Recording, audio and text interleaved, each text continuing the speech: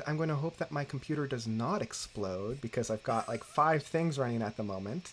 And I want to make sure that it is going because that's always fun. Whenever I'm doing these live streams, sometimes they don't initially get launched out to people, so I'm just going to make sure that we are in fact live.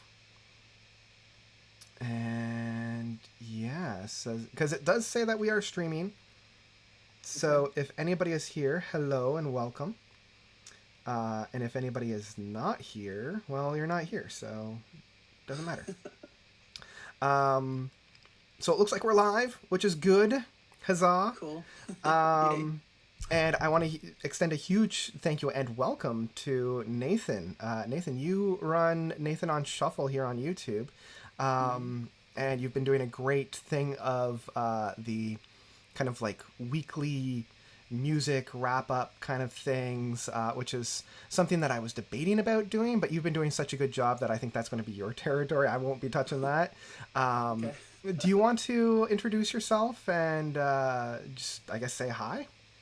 Yeah. Well, I just started doing my YouTube channel not too long ago, probably 4 months ago or so, and just came from a passion for progressive rock mostly, but all kinds of music, and seeing other YouTubers talk about it, and about collecting vinyl too is a big thing I talk about.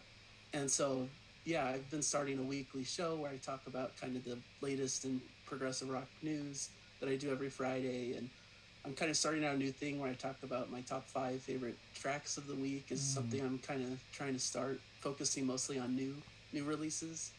I also do a lot of album reviews, and I do some shows with my wife where we react to certain prog songs. So just a lot of content, a lot of things that I'm passionate about and trying to share, and Yeah. trying to create a place of positivity and just a place to enjoy all the music that's coming out. So Yeah, and honestly, I've been loving all the videos that you've been doing with your wife. I think those are yeah, just so much fun to watch. Her reactions are very similar to my own girlfriend's reactions whenever I subject her to progressive rock. So, yeah, yeah, it's very good. Once again, thank you for coming on. And we're talking about one of our mutual favorite bands.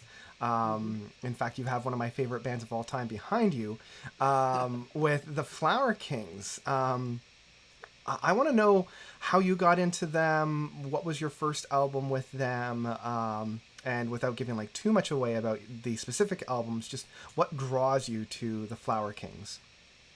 yeah. So basically, I was first introduced to progressive rock through my dad. He's the one who likes all the classic, Genesis Yep. and Yes and all that stuff.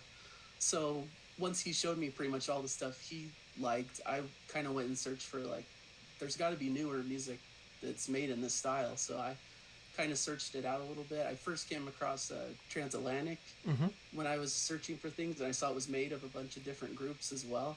So I kind of went out and sought out a song from each of those different groups to kind of get a feel for them. Oh, okay. And so I made this like really cool early mixtape, I guess, of all these like early songs from them. And the first song I heard from them was "I Am the Sun." It's kind of the first opening thing, and it blew me away to hear that. And so I immediately went out, and that connected with me, and also Spock's Beard. So me and my dad went out immediately to the store and bought the Back to the World Adventures, and then Yep. also The Light from Spock's Beard. So that was kind of where it started. Oh, Just okay. thought it would be cool to start with kind of the first album Yeah, getting and right go to the from there. beginning. Yeah, So that's that's very, kind very of fun. my history with it. Yeah. Yeah, mine is very, very similar. Much like you, I was introduced to progressive rock through my dad. Again, through like Yes and Genesis and all that stuff. And then once I had devoured all of those, I did my own research. And for me, it was the Prog Archives. You could listen to. They used to have it where you could listen to tracks that people have uploaded to their site. Yeah. I think they subsequently took it down, and I remember because it would download into your temporary internet folder that you had on your computer. If you went into that folder and grabbed the file that was temporarily downloaded so that you can listen to it, you could save it onto your hard drive. So I had like all these different tracks from all these different bands, and one of them was it was a Flower Kings track from, it was either Black and White, I think, from Unfold the Future. Cool. And I love that one so much. And when I saw that it opened up with like a 30-minute track and ended with a 20-minute track, I went and ordered the CD from HMV. And I did the same thing like you with Spock's Beard, but I did V. So I had Unfold the Future and V, and I listened to those and just devoured both of those. And then later on, that's when I found out that they had come together for Transatlantic, because I didn't realize Transatlantic was a thing until after I had already listened to Spock's Beard, Flower Kings, Marillion, and Dream Theaters. So it was a little bit of a reverse engineering, but very, very similar to your own little journey there. Yeah, that's cool. Mm-hmm. Yeah, and since then, because they were one of the first albums or groups that I loved within this, I just went through and I listened to all their other albums. Sure. And yeah, so do we want to go in and actually start tearing these guys up and finding out where they lay? I'm good with that. All right, perfect. And anybody that's watching, feel free to put into the chat. I've got my phone open this time around so I can actually see the chat. I do know that because I'm doing this Frankensteinian thing to make everybody see myself as well as Nathan here, Nathan's visuals will be just slightly off time to his audio until I can find to actually run all through the big grabber projector thing. That's just gonna be what it is. But yeah, let us know what you think and where these albums lie in the chat. We might look on that if we're running low on conversation, but I don't think that'll be an issue at all. And these are also going to be rated amongst themselves, so that, or I guess against their whole discography, because as we were talking about before, I don't think Spock's Beard has put out an album that would be less than like a B or a C. But we've got a lot of tiers here to cover, so I know for my own self I'm going to be rating them against their whole discography, just to kind of balance the playing field so that we don't have this massive bulk of albums into the SAB kind of tiers. So yeah, we can start with their first one, the one that set it all off. So where do you think the good old first album of theirs lands?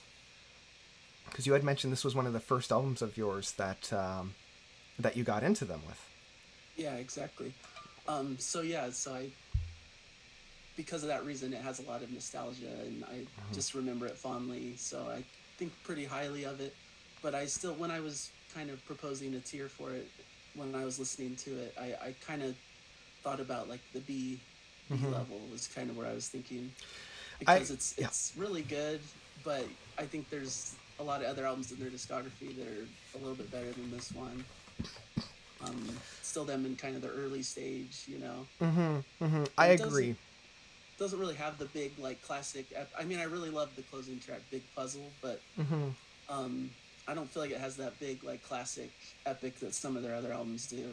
Yeah, there's a lot of for and against for this album in terms of like where I would want to put it. I do agree with you that it's a B, so I'm going to slide it right on over to the B.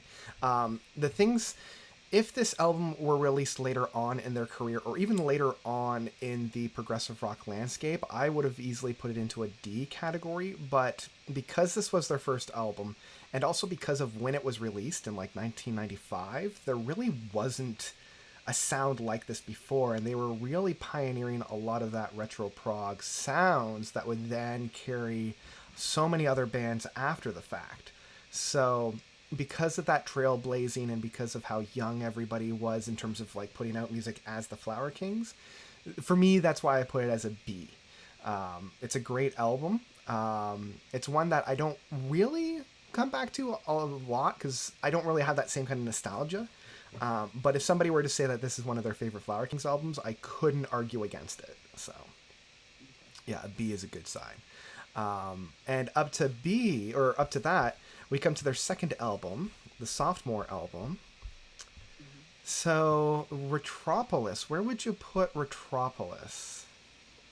Now, in my I put this just a step below on C Okay. as the proposed. Um, it's not as nostalgic to me as the other one because this was kind of one that I got later. It wasn't like when I started collecting Flower King's albums. I kind of went more to where they were at currently when I started listening, and then went backwards to this one later. So I don't feel the same like way about it. Mm-hmm. And I think it has kind of variable quality, and I wish there was kind of a bigger epic on it or something like There's More to This World is kind of a classic that I love, but a lot of the other tracks on it are maybe a little bit forgettable in their catalog compared to others. Yeah, I 100% agree. I feel like this is a follow-up to their first album without really doing anything all that new or all that innovative. So I agree. Like, there's nothing really stand out about this. I believe this one, and correct me if I'm wrong, was released in 1997, 1998. Looks like here I have 96. 96. Okay. Yeah, the next year. The next year. So, like, I have a feeling this was a lot of the cuts that didn't come off of that first album, and it didn't really quite jive all that much with me. I wouldn't have had a problem putting it more into a D category myself, but I would agree that it's probably a C, because even if I sit down and listen to it, I don't feel like I want to rush to the stereo and turn it off. So it's a pleasant enough album, and it's kind of like right in that center. C is kind of like that mid-tier. It's not really that bad. It's not really that good. It's just kind of there. So yeah, I agree with that. Okay, I have a little bit of a controversial opinion for this next one, which is I think we're gonna differ. We Are Stardust. So here's the thing about We Are Stardust. I like the intent, and I like the very big, very proggy, very like massive quality to this, and I do enjoy the last track and the title track, but for me this is one of their worst albums, and I know a lot of people don't like to hear that, because for so many this is their darling, this is their one that they love, but for me it's just a little too long, and I've listened to it like a dozen times, if not more, and each time I'm just sitting there being like, when are we going to get to something? Like, I like some of the ideas that they're putting down, but it's just too much. And it reminds me of, like, this is what progressive rock music sounds like to somebody that's never listened to progressive rock music before, and they don't quite understand the longer time sequences and time structures and all that kind of stuff. And yeah, I just tap out of this. So I'm excited to hear your thoughts about this album. Okay, well, yeah, it sounds like we're gonna be on the opposite ends of the spectrum here, because I was thinking to put it in like the very top S tier. Interesting. Okay. I feel like if someone was to ask me like what's the classic Flower Kings album to listen to, this is kind of where I point them.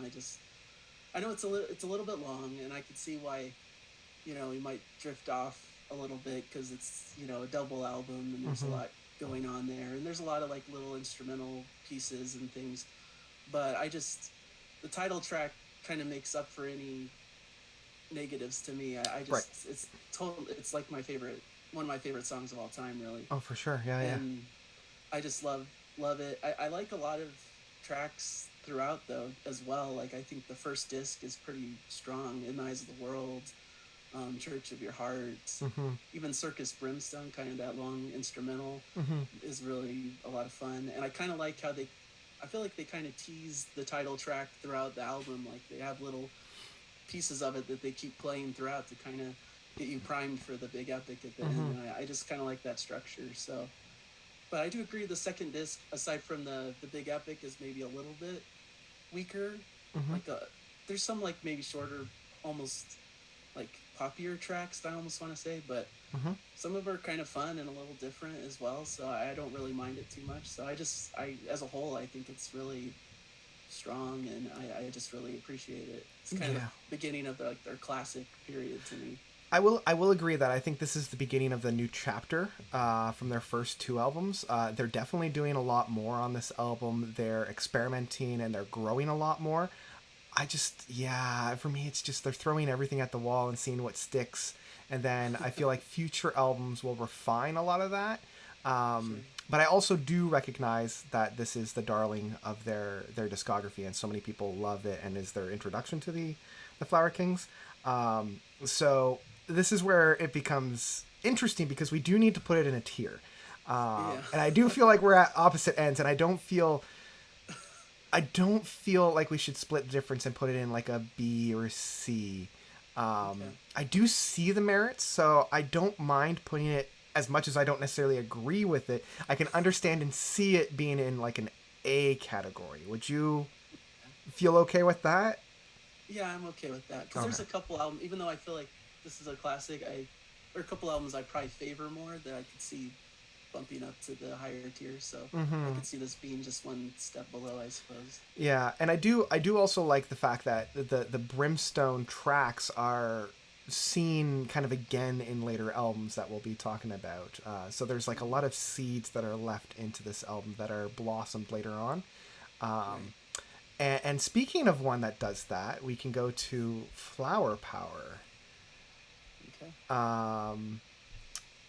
or the other one of, what is it? I can't read it from here, and I don't have it memorized. What's the other title for this album? The Searching of Unused Unconscious Parts of Your Mind, or something along those lines. I should know this, and I'm I don't remember. making a fool of myself by even trying to remember. It's A journey to the hidden corners of your mind. There we go. I knew it was something Yeah. like that. Yeah. I've got my To pull out phone. the CD. Yeah, and I mean, I've got my phone using to have a look at the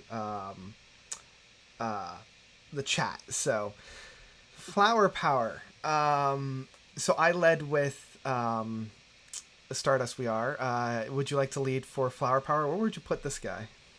Sure. I had this.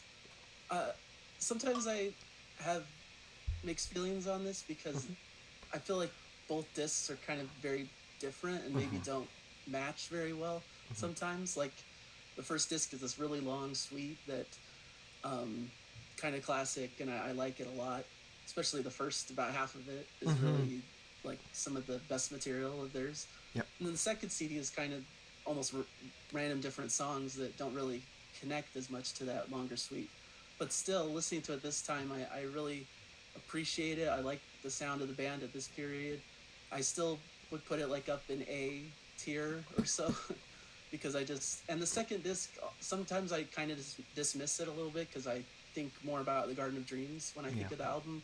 But when I re-listen, I remember how many great songs that are on it. I'm like, oh, I forgot how good this disc is. So Yeah.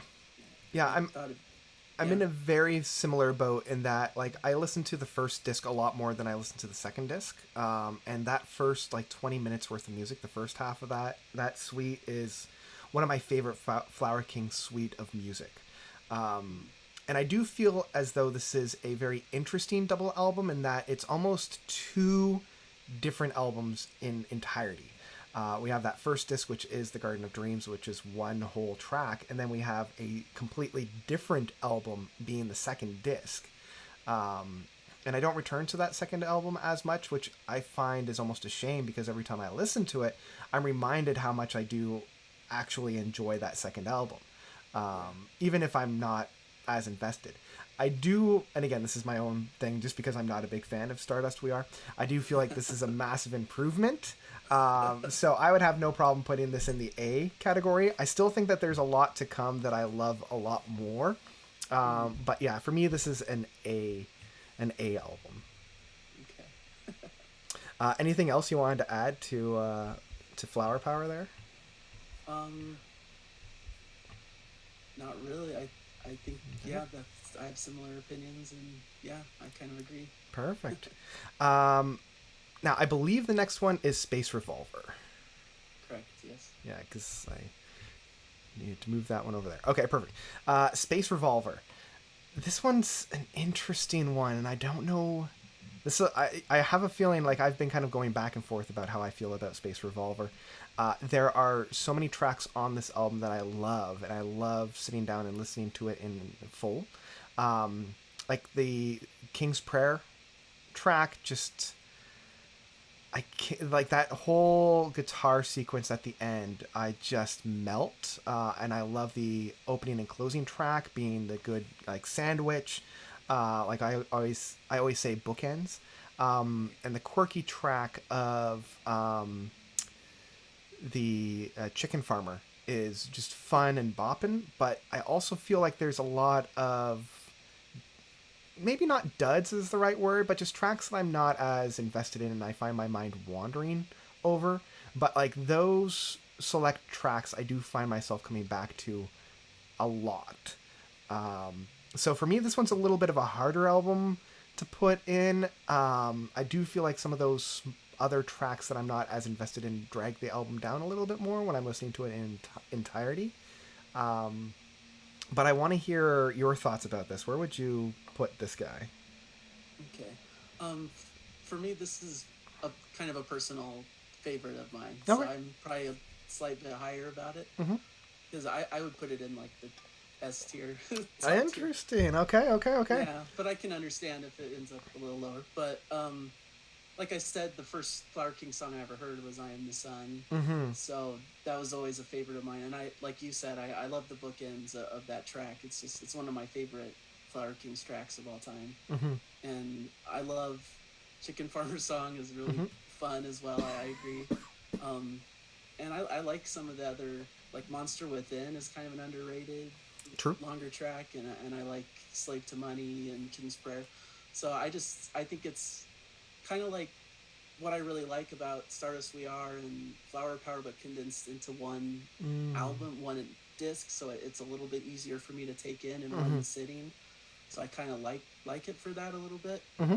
and so I that's kind of why I tend to favor this one when I want to listen to Flower Kings. I kind of move to this one a lot. It's just a personal favorite. Yeah, I agree that for me, it's they took all the really really good aspects of Stardust We Are and condensed it into one disc. So yeah, I'm in agreement with that. Um, I don't know if I would put it quite as high as an S because of some of those. Like I do want to reserve the S for like a start to finish complete like masterpiece album. Um, Originally, I was going to say a B for this one, but I think you've made the case that it could be an A. Because I'm thinking it's probably closer to, at least for me, it's closer to a B than it is for an A. Just when I look at, again, the Stardust We Are is kind of clouding my judgment here a little bit. I will get over that. But when I listen to all those, I could see it being on par with Stardust We Are and Flower Power. So I feel comfortable based on what we've established so far, putting this into the A category. Okay. Mm-hmm. Yeah, I like that too. I know it's probably overcrowding that category, but That's okay. but That's okay. I kind of envisioned that this would happen, especially for a band that we both love so much. yeah. Okay, let's go over to the Rainmaker. And I actually have a funny story because I almost bought the Rainmaker really early in my diving into progressive rock because it was the only album that I saw at a used record store in my hometown. And I'm like, oh, I know the Flower Kings. I saw them on Prog Archives, but I decided against it, which probably was a good idea because for me, Rainmaker is one of my least favorite albums of theirs. If Stardust We Are is the one that I listen to the least amount because of its length. The Rainmaker is the one that I listen to the least amount because of the music that's found on it. Even though it's a single disc, I don't find myself coming back to any of the tracks on here, unfortunately. Um, and so for me, I would put this quite low on the list, like even like a D or an E. But I want to hear your opinions on this one. Okay, I think we're kind of on the same page. Okay, okay. It's probably, if I had to pick a least favorite, it's probably my least favorite Flower Kings album. Mm-hmm. Um, I put it in C because it was hard for me to put anything lower than that. Just I felt bad about it, Yep. but Yep. I could understand. Um, but yeah, I mean, even so, though it's kind of one of their weakest ones to me, I still like several of the tracks. I think some of the longer ones are kind of pretty good in retrospect. I never really think of them as like amongst the best Flower Kings songs. Mm-hmm. When I go back to this album, something like City of Angels, I actually kind of liked a lot. Mm-hmm. Mm-hmm. Um, a lot of the shorter tracks I just kind of forget about often. Not really anything that really grabs me as much as other albums. Maybe it's like the slightly darker album. I don't know. Like I usually like the more positive kind of sunny Mm-hmm. vibe, and this one doesn't have that all the way through as much as their other albums. Yeah, yeah. And Um, I also feel like they will harness that darkness on later albums that they were kind of flirting with on this. But I also agree that my favorite style of music from them is that more happy, jovial celebration of sound. yeah, Yeah. So, I agree. um, just so that we don't crowd up, how do you feel about putting this in the D category if this is your least favorite? Yeah, that's understandable. Yeah, Okay, because I'm again, it's more in contrast to all their other albums. right. If I were putting this in a tier list based on just the music overall, it'd probably be like a C or a B. But Yeah, looking at the album and the other albums that we still have to rate, I feel like a D is probably where it needs to be. okay. Yeah, that's fair. Like I said, I don't think I'd put anything at a D or lower. So if something's gonna be there, that would probably be the one. I think. Yeah, yeah. Yeah. All right, let's head on into the future. Unfold the future. What do you think about for this one? Awesome. Yeah, I put this one at an A. And I Hmm. know that's kind of a crowded category, but Okay. I just really like it. I think it's kind of unique Mm-hmm. in a sense in their discography. There's kind of this like jazzier feel to a lot of it Mm-hmm. that I kind of think is fun. I think The Truth Will Set You Free is maybe, I keep saying this about every epic, but I think that's one of their best songs. Yep. Yep. Um, Yep. it's like kind of a perfect epic that I love a lot. Mm-hmm. There are some like instrumentals that are hard for me to get through that are kind of just avant-garde and kind of strange. Yeah. So Yep. those pieces kind of I struggle with, but the other songs I just really love, Black and White and Mm-hmm. the Devil's Playground on the second disc as well, and Yep. just kind of another perfect epic. So all told, I mean, it maybe is a little over long. I mean, it's a lot of music on it, Yeah. but the parts that are good are excellent. You know, it's some of their best work, I think. Mm-hmm. So that's why it was hard. I was kind of between an A and a B, I think, and I Interesting. tipped it into an A because I just the epics I love so much, and the Mm-hmm. pieces that are great are really great. So Right, and it's interesting for me. And I might be showing my cards a little bit because this was my first album of theirs, and because of the impact that it made for me, I guess much like Space Revolver, um, because this was one of my first albums of theirs, and it made me fall in love with the band. I would have no problem putting this in like the S category, okay, because as a double album and as like almost a concept album, some of those more avant-garde moments on this album I feel works with the concept and makes me appreciate the tracks between those moments so much more, especially on the second disc where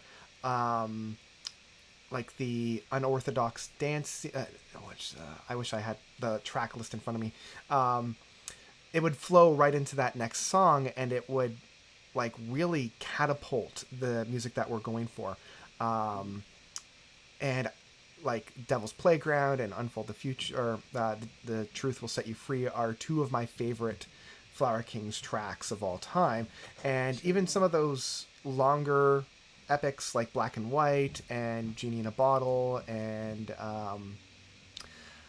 the first, is it I'm Not a Monkey Anymore, the first track off of the second. oh yeah, Monkey Business. Monkey Business, that's the one. Yeah, I just love that play out guitar riff. But I also see, if I take my rose tinted glasses off and actually look at it more objectively, it does suffer from the double album bloat. So if you had said that this was an S, I was not going to argue with you at all. But I do appreciate and I do recognize some of the lulls within this album. So even though I want to put it into the S, I feel like I can agree with you and put it into the A category. Because I do want to reserve the S category for just those albums that are like absolutely perfect. Yeah. And I had a question because you have this album behind you. Do they split The Truth Will Set You Free across two sides, or is it all on one side of the album? Yeah, it's split into two sides, Okay, okay. so we kind of break up the epic a little bit. I always wondered about that because I always think about that whenever, because the format of choice when I was growing up was records and LPs. Um, so I always sit down and think how this album is going to be orchestrated and put on a record.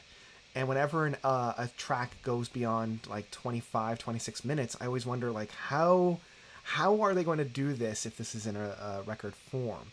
So I was always wondering about that whenever I saw this for sale. Of like how would they do that for The Truth Will Set You Free? Yeah, they definitely split it up, and they kind of like, because I listened to the vinyl version, my listen through this time, and I noticed they kind of mix up a few of the tracks different from the CD order. So I thought And I that was guess interesting. they would have to, right, just to make sure that Yeah, they fit it all on a certain side. How many discs is it? Is it three, yeah, four? it's three LPs. Yeah. Okay. Yeah, that's interesting. A 3 LP for a double album. It's kind of like the Neil Morse. I've got the Similitude and the Grand Adventure. Um, how it's a double album on 3 discs. Yeah, Um, exactly. yeah. That's a little off topic, but I was always curious. I wanted to pick your brain about that when I saw that. Yeah. Um, okay, we can go on to the follow up of Adam and Eve. Okay. Yeah, for me, Adam and Eve, it's one of my favorite albums of theirs. Okay. The opening track of oh, shoot, why can't I remember it? It's my favorite track of theirs. Love Supreme. Thank you. I was say, please help me, Nathan. I'm digging myself into a hole. Love Supreme, and then the closing track of The Driver's Seat. Both brilliant. Both absolute epics in terms of tracks that go into and touching the 20 minutes. I also love, and one of the things that I really appreciate about this album are so many double tracks, like a 1-2 punch, where you'll have the main track, and then it follows up into kind of like an instrumental, kind of an outro. And I really appreciate that. And like 3 or 4 tracks on this album do that. And I really, really love that. And there's not a track on here that I don't like. And I love that Daniel Gilden Lowe lends his voice on The Vampire's View from Pain of Salvation. So for me, this is the rare perfect album. And I have no problem putting this in an S category, but I want to hear your thoughts about this. Okay. Yeah, I like it a lot. I'm not sure I'm as high on it as you are, perhaps. But I do appreciate. I do like it. I see the merit to it that you're talking about, and it's kind of a cool one because it's the first new Flower Kings album I got when I was into the band. I was like anticipating a new release album from them, so it's exciting and kind of special for that reason, in a sense. And I did really love it at the time, and I re-listened to it constantly when it came out. I agree that Love Supreme and Driver's Seat are like perfect epic songs. I love those. I was gonna slide more towards like a B on my personal list. I know. Hey. But because some of the tracks in between, I like Daniel Gildenlow, like in Pain of Salvation and stuff, but some of the stuff with Flower Kings, I'm not sure it fits the band as well. Okay. Like, I mean, I kind of like Vampire's View, but it's like almost theatrical and kind of strange. I don't know. It's always a song that I've kind of struggled with a little bit, and even the title track is not one that I love a lot. It's kind of like a more straight ahead kind of rocker, I think. But I like a lot of other pieces around it. And I kind of like what you said about the like those little outros and I didn't think of the album framed that way. So that's kind of a cool way to think about it. So I could see it going a little bit higher than what I put it at, but yeah, it's really good. Yeah, I'm in agreement to all that. Like there are definitely stronger and weaker tracks off of this album. Man, I don't want to. put it back into the A category when like most of more than half of their albums after this will be an A Yeah. category. Once we finish, we might have to like reassess Well, and that's like what I'm kind tweak of things a little thinking. bit. Yeah, we might have to actually just dive in and do a whole like ranking of the albums specifically in the A category just to kind of untangle this knot that we're weaving. Um, yeah, because for me, like Unfold the Future and Adam and Eve are on the same level, um, and Yeah. yeah, I listen to Adam and Eve probably more just because it's a single disc, and it's a little bit of a less time commitment for it. Oh man, where are we going to put this then? I mean, the obvious choice would be if you were to put this in a B and I was to put this in an S. The Yeah. Meet in split, the the difference middle. would be an A. So I think for now we'll put it in the A, Okay. and we might afterwards just have to untangle this little knot that we're I constructing. think so. Maybe like put subcategory Mm-hmm. in the Yeah, A or something. yeah. It's like a A separate plus, A an minus, A A. plus and A minus. Exactly. Yeah. Okay, perfect. From there, we go into Paradox Hotel, and Paradox Hotel for me was the first new release, but I didn't actually get down and listen to this probably until like after Desolation Rose.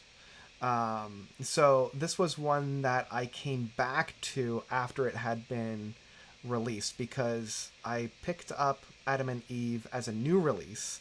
But this was when I was very new to the band, so I didn't have like that big catalog of like looking forward to a new release for them.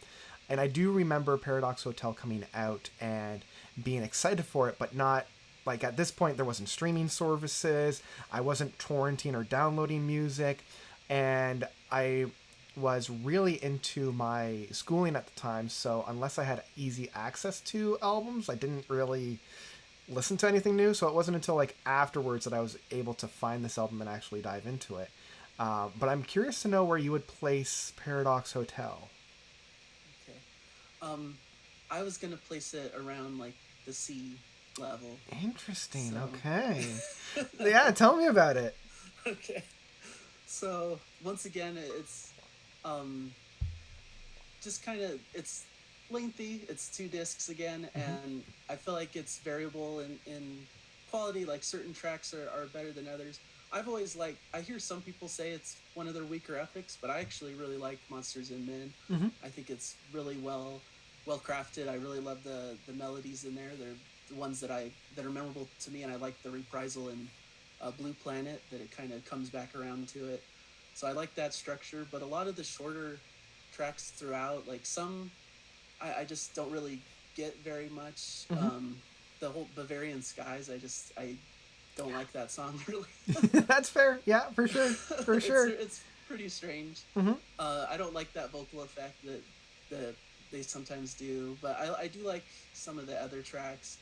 I just overall it's a little bit uneven Yeah. compared to some of their other albums, and so that's why I rank it on a lower level. But I do like I love the End on a High Note is one of my Mm-hmm. favorites. Minor Giant Steps is amazing. So it's like if you distilled this down to my favorite bits, it would be like the perfect album. But Yeah. because it's so lengthy and has so many tracks that I could take or leave, I just overall I think it has to rank kind of on the lower side.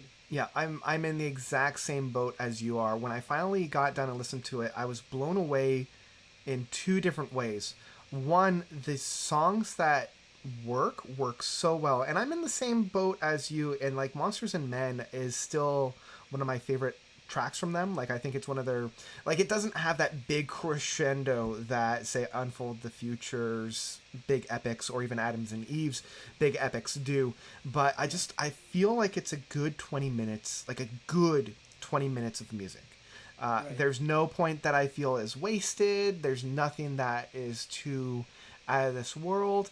And I would actually roll in the third track of Jealousy into that so that it's about like 24 minutes worth of music because it flows directly into it. That's good. But Pioneers of Aviation, Lucy Had a Bad Dream, Bavarian Skies, Self-Consuming Fire, even I would even say like Touch My Heaven, The Unorthodox Dancing Lesson, as much fun as a avant-garde track is. Yeah. Like so many of these tracks are bad tracks. You know, like there's no other way to put it. They're just bad, you know? So like but then paired with that, we have, as you mentioned, End on a High Note is one of their best tracks. Minor Giant Steps, I can't help but love, and I listen to, and I have very, very fond memories because this was one of the first albums that I bought when I moved to Toronto. Because living in Toronto and a major metropolitan city, I had access to all of these massive record stores that had everything. So like I ran to those and just bought so many different albums, and this was one of the first ones. So I have very, very fond memories specifically of Major Giant Steps because of that. So yeah, those tracks, and even Life Will Kill You, Man of the World, What If God Was Alone, they're so good. It's like the tracks that are bad are like they're really, really bad, but like the level of badness is countered perfectly with the level of goodness of those good tracks. So like Yeah. whenever I say that an album is a mixed grab bag, this is like the poster child of a mixed Yeah. grab bag album. So it's so hard for me to rate because it has some of my favorite Flower Kings tracks, but it also has some of their worst. So it's so hard because if I put this in a B category, I feel like it's an insult to those amazing tracks on it.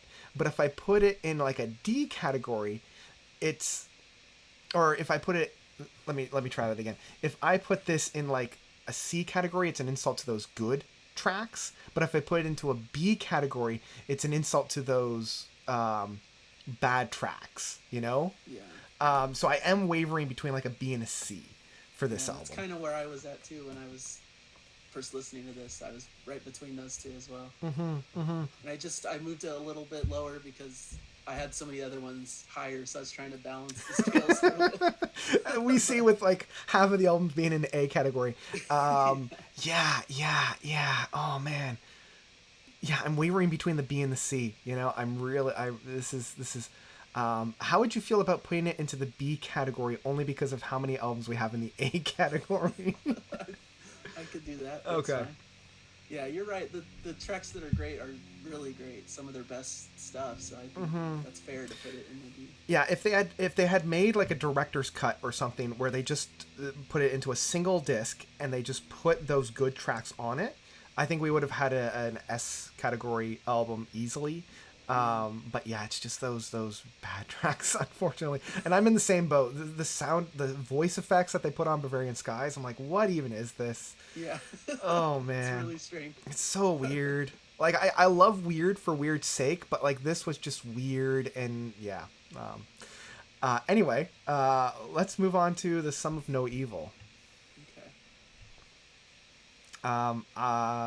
Let's see here. You led the charge for Paradox Hotel, so I can lead the charge for this one. Now again, I might have rose-colored glasses on for this one because this was the album that I was listening to when I first moved out, living on my own. I was like 3 hours away from the closest family member, and this was one of those like albums that essentially like saved me, kind of a thing. And it's just front to back a perfect album in my eyes. This still goes down as being my favorite Flower Kings album. This is the one that I will listen to more often than anything else. This is a perfect summer album. And yeah, like there's no track on here that I would ever skip. And I just love how joyful it is. And unabashedly so. Like it's unironically, especially like when this album was put out and progressive rock as a whole was getting so dark and gritty and metal, and like I love that, but this was such a shining sun in such a climate that was obsessed with dark moons. So that's kind of where I'm at for this. I would have no problem putting this into the S category because it is my favorite, but I want to hear where you would put this guy. Okay. Well, we're on the exact same page. Oh, good. Put it as an S. It's my favorite Flower Kings album as well. So good. Okay, good. Okay. Yeah, no need to worry. It can solidly sit there in the S tier. Wonderful. Yeah, I got this album when I was in college. I was really excited to receive it. In fact, I was so excited that I had pre-ordered the album, and it didn't come on release day, so I actually went to the store and bought a second copy just to have it on release day. So, because I Yep. was that excited to hear it. Yeah, I've So I I've have two versions of it. I've been in the exact same boat where I pre-order the album, shipping costs or whatever doesn't come in time, and it's there in the store. I'm like, I want to listen to this now because I can't just stream the album. Yeah. So yeah, I have a number of double copies because of that same thing. So I really love this at first listen. I agree, it's a perfect album. Just every track is perfect. I love the opening. I One More Time is one of my favorites. The epic Love Is the Only Answer is perfect. One of their best epics. I love the ending, Life in Motion. Yeah. The whole album. I mean, I'm gonna say every song, but yeah, I listened to it constantly during that time. It was like on repeat. I listened to it over and over and over, and it's just like part of my DNA now. It's like one of my like top favorite albums of all time, really. And so it's just, there's no filler, there's no track I would remove. It's just every single thing is essential and perfect to me. So Yeah, very I'm much on the same page. I yeah, love it. 100% agree. It's such a good album. Yeah, yeah. The one thing that I will say is specifically about this album is the thing that really put this over the top for me was the flow of the album. Like especially coming off of the heels of Paradox Hotel, which was so choppy. And even I would say like the albums that I was experienced with before, because at that point I had only heard Unfold the Future and Adam and Eve. I was just about to do their big deep dive into their other albums. Was the flow of this album, like right from their first track all the way to the last track, it almost feels like a continuous piece. And yeah, that's what really put it over the top for me. Yeah, I love it. And I feel like, I don't know, maybe I misread this, but I feel like that other people weren't as high on it at the time, and it kind Yeah, of like was disappointing to the band, and I think it's kind of led to a small hiatus for the band even. it Like, did. Yeah, because like so, what this one but came I didn't out. get it at all. Yeah, this one came out what 2008, 2009. It's like 2007. If I Oh remember man, this. I'm pushing everything by 2 years.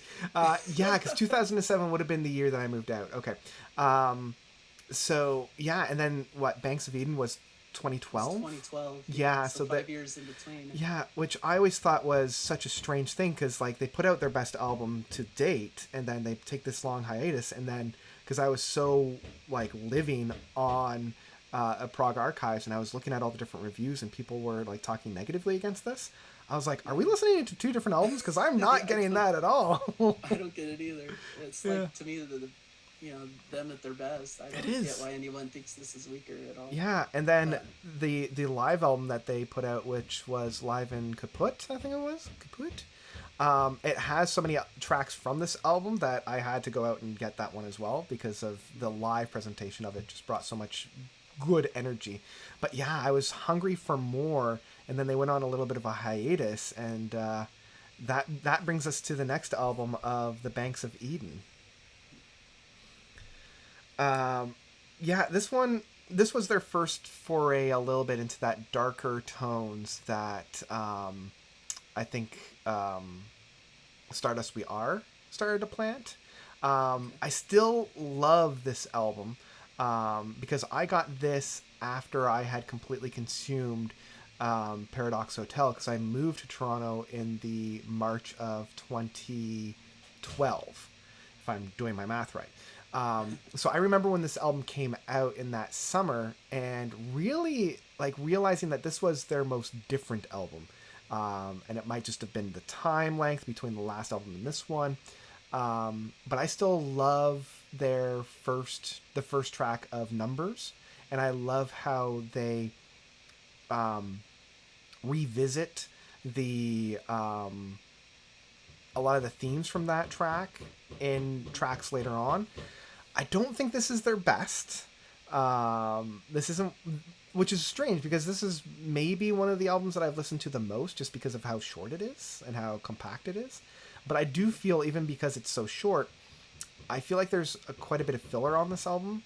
And even though they have a bonus disc, and I love a lot of the tracks from that bonus disc. I would have like reworked some of those so that some of the bonus disc tracks landed into the album proper, and taken off some of those album proper tracks onto the bonus disc. Um, but like, I don't know, it's such a strange album for me to rank, because like I want to put this in a B category. Like that's where it feels like for me, even though I think the music needs to be recognized as being a little bit better than a B album. But like when I sit down and listen to it, I'm like, yeah, this is about a B album. But yeah, what are your Yeah, thoughts about this one? I don't think my thoughts are much different. Um, yeah, it's kind of interesting. It's must be like their shortest album because it's pretty short by their standards. Yeah. But I've always loved the epic. You know, Numbers is one that is a great song, and I kind of remember this album. I feel like I saw them live kind of soon after this album came out, so they played a bit of this. At least they Lucky. played Numbers. Yeah, I've never I saw seen them them on. live. That's great. They went on the cruise that I went on, the Progressive Nation at Sea cruise, and they were on that, so I saw them Oh. there. Mm-hmm, mm-hmm, mm-hmm. And I think they were touring with Neil Morse, either Transatlantic or Neil Morse or Right. something. They were kind of a double bill, and I Oh saw that man, concert. So, that was so pretty jealous. cool. So maybe I think kind of highly of these tracks from that, Mm-hmm. because they played, at least they played Numbers and maybe a couple others. Um, and I was surprised listening to it. It was better than I remembered really on this re-listen.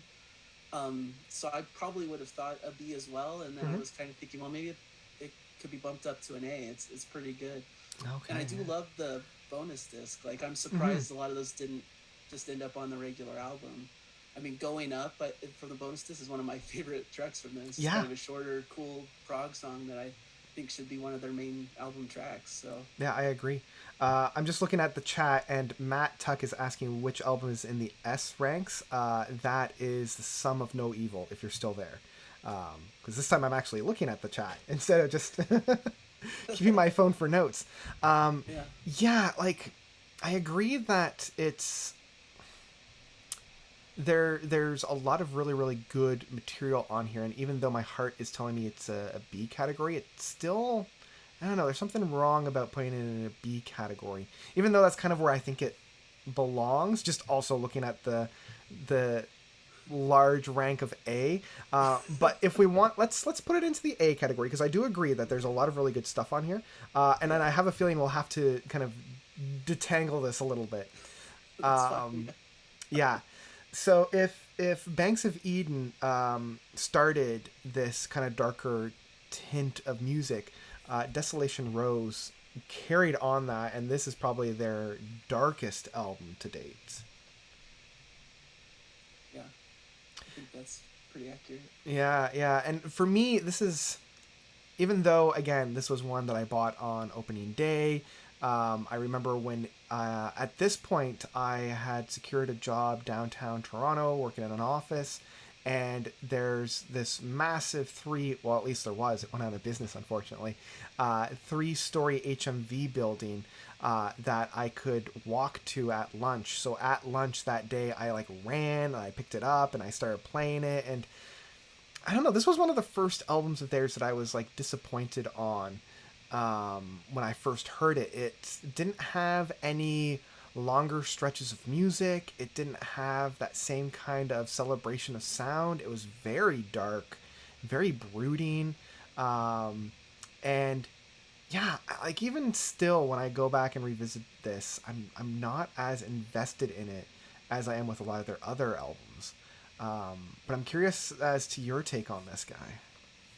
Yeah, I kind of am in a similar place with it. I agree. It's kind of darker and thus like kind of stands out in their discography. Almost to me, it kind of in a negative way. Mm-hmm, mm-hmm.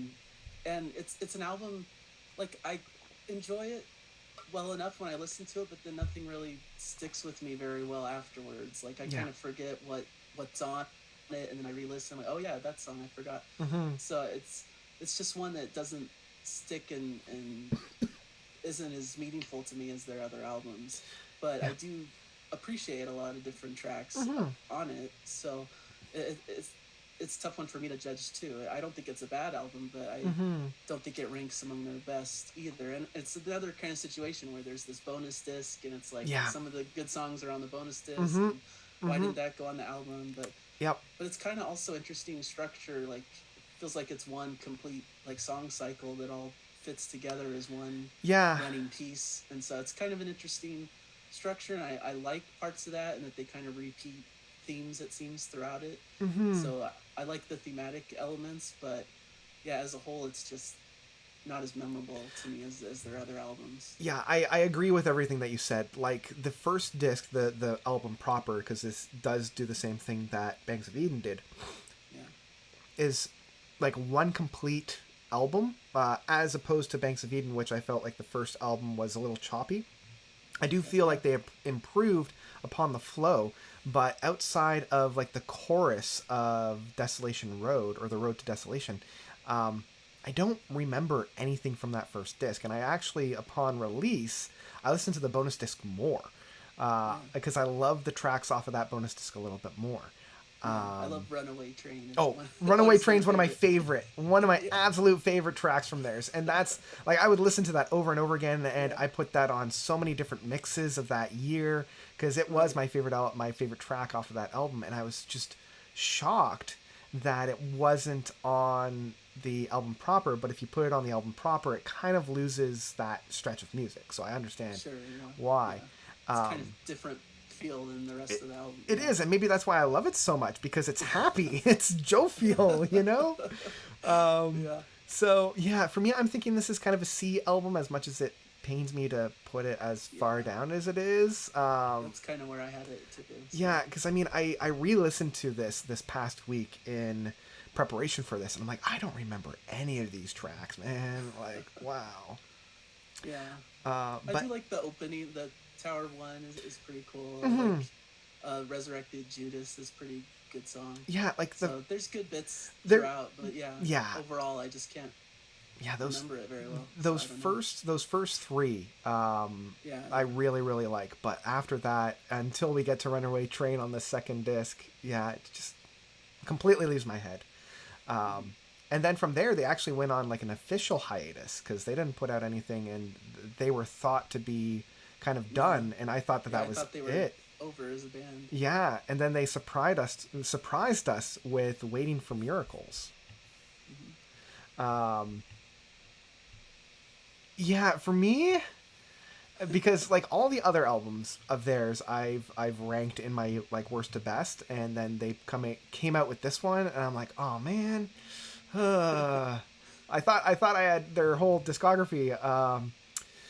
Yeah, for me, this was a massive disappointment, and I don't think I've actually revisited this album since its release, outside of preparing for this. And again, much like Desolation Rose, where I didn't listen to it after I heard it, I put it on the shelf, and then I listened to it again. I'm like, yeah, it didn't age at all, like good or bad. It just kind of was the same. And for me, this is one of their worst albums. Which maybe it was because I was bringing so much to the table in terms of expectation. Seeing one of my favorite bands back in the studio, and I put so much like want on it that when I was finally listening to it, I'm like, oh no, this isn't quite doing it for me. So like I would put this kind of in line with the Rainmaker of being in a D category, but where would you put this one? Like, what are your thoughts about this one? Yeah, I'm not quite as low as that, but I don't really rank it as one of their best either. I was thinking like between a B and a C was kind of where I was at with it, but I like I feel like it's structured kind of strange. Like I like kind of the first few tracks. I think it starts really strong. I like the first like. They're somewhat longer tracks at the beginning. Black Flag, Miracles, America, Vertigo even is great. But then it kind of like tapers off towards the end for me. And then there's kind of this like one disc that's like an hour long, and then another disc that's like 20 minutes. And it's like, why would you just combine that in one?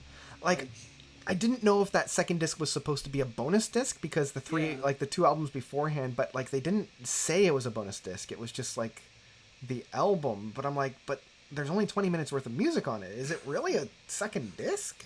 Yeah, it felt more like kind of similar structure, I guess, to the last two albums that has like this main Hmm. disc and then like this little bonus disc with it. But I Yeah. think they kind of advertised it as all one main album, I Hmm. think. So it was kind of confusing for that reason. Yeah. And so I don't know. I appreciate a lot of the things on here, but yeah, I feel like maybe it could be cleaned up or like Hmm. tracks could be moved around to make it structured better. Yeah.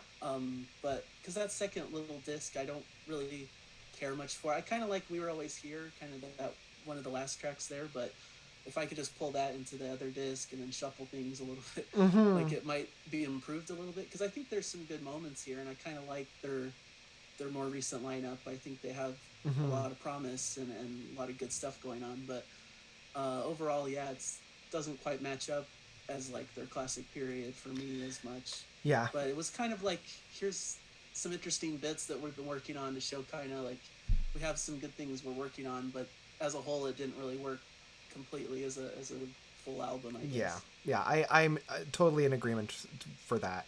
Um, I I still kind of want to put it in the C category. Yeah, Only knowing what we've got currently in the C category. And as I mentioned, I would probably put this in a D. But yeah.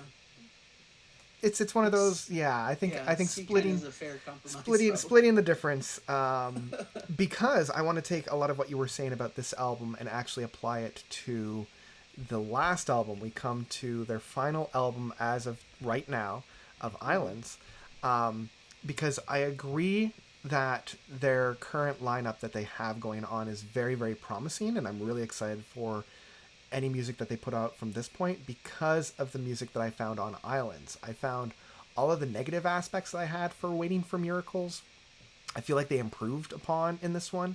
I like that it is a double disc, and it kind of feels a little bit like Flower Power in that, like, it's almost one full piece of music.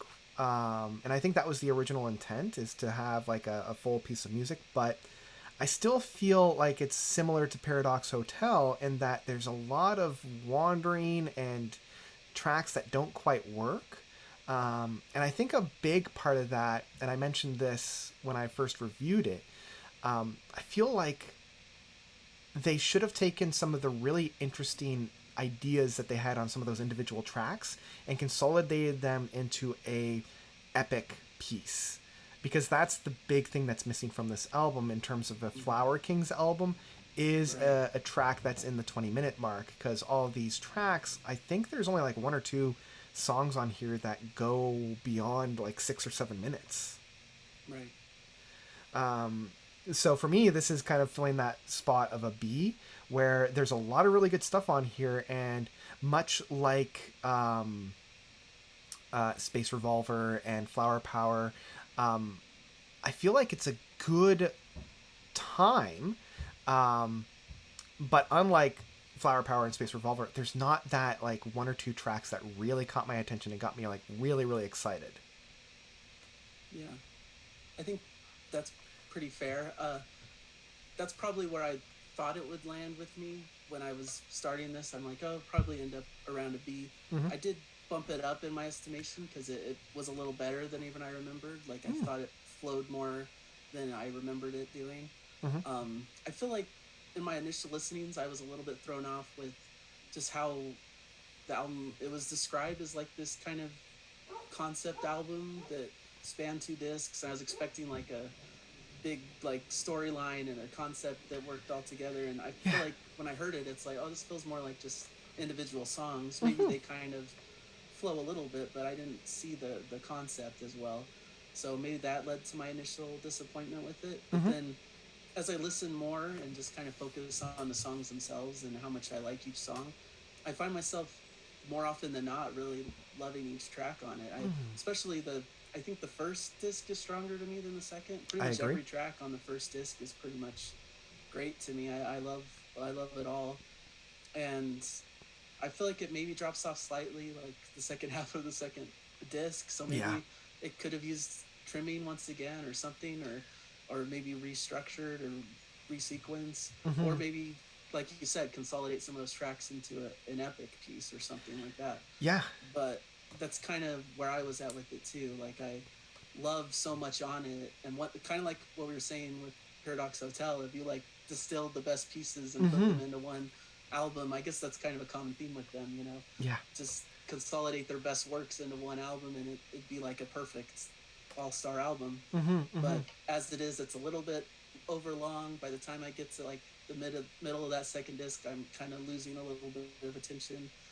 But I still think it's pretty great. You know, I think, like you said, this new lineup has a lot of promise, and there's so much great material on here that makes me excited for what's coming next. So Yeah. Yeah. I think it's really good. Yeah. And just looking at the albums that we have in A, I don't think that it's well that, and I don't think it's better than any of these outside of the one that the first one there. Yeah. But like, yeah, I would feel. I feel like it's better suited to the B, just based on the ones that we have already in there. Because I do agree that that second album, especially that second half of it, does drag quite a bit. And I think what would have saved it is like a good epic, like a good 15 to 20-minute track to kind of big epic to close it out on would have been it would have been great. Yeah, and the only like concept that I could get out of this album after listening to it for so much was like these individual tracks are islands in a greater ocean of something.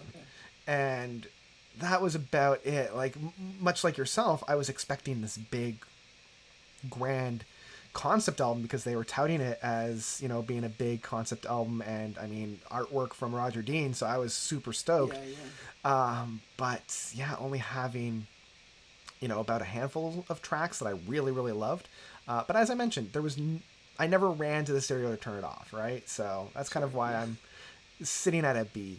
And that's actually looking like an okay spread for all their albums. Obviously, I would have moved some of those around. Like if we want to untangle the A list just for a moment, I would put, and we already know my thoughts about Stardust We Are. But I would honestly put Flower Power, Space Revolver, and Banks of Eden as like an A minus, and then Unfold the Future and Adam and Eve as an A plus. Okay. That's kind of how I would kind of structure them, but I also recognize, and this is why I have another opinion on here. I have a feeling you're probably the opposite. Yeah, I think so. Yeah, my A pluses would be like, Stardust We Are and Space Revolver for sure would be my two favorites of that group. Yeah. So, kind of the opposite. But this is why I love having other people on here, because like I see the merit of those other albums and why they're there. I'm just glad that I think out of all the albums that I would have like died on the hill for would have been Some of No Evil, because if you had said, oh, Some of No Evil is like an A or a B, I would have been like, no, it's going into the C. I don't care what you think. This one's the one that I will die for.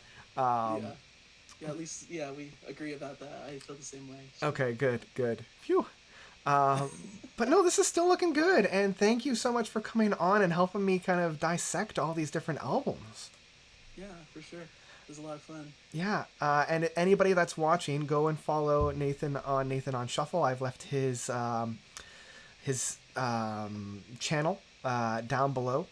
He does amazing reviews and roundups, and always puts out really entertaining ones. My favorite one of yours still is the road trip where your wife was guessing which tracks there were. Because my girlfriend watched that, and she's like, if I was doing that, all the tracks that I would have guessed would have been Genesis, because that's like 9 times out of 10 that's what you're listening to. And like no matter what we're listening to, she's always like, is this Genesis? And now it's become an ongoing joke, because like I'll play Opeth, like Damnation or Deliverance or something, and you know they'll be growling and yelling, and she's like, is this Genesis? I'm like, you know it's not. So go and follow Nathan. He's fantastic, and really excited to see all that you're coming on.